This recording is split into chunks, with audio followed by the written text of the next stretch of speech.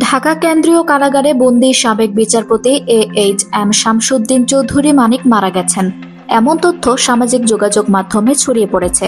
তবে কারা কর্তৃপক্ষ জানিয়েছে, শামসুদ্দিন চৌধুরীর মৃত্যুর খবর গুজব। তিনি ঢাকা কেন্দ্রীয় কারাগারে সুস্থ আছেন।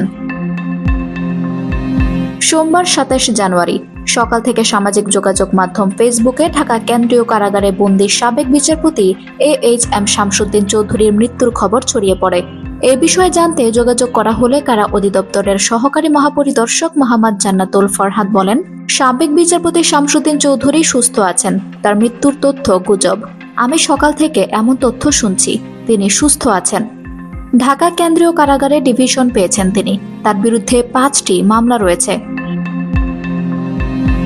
প্রসঙ্গত, ছাত্র জনতার অভ্যুত্থানে গত বছরের ৫ আগস্ট আওয়ামী লীগ সরকারের পতনের পর ২৩ আগস্ট সিলেটের কানাইঘাটে অবৈধভাবে সীমান্ত পথে ভারতে পালানোর চেষ্টাকালে বিজিবির হাতে আটক হন সাবেক বিচারপতি এএইচ.এম শামসুদ্দিন চৌধুরী।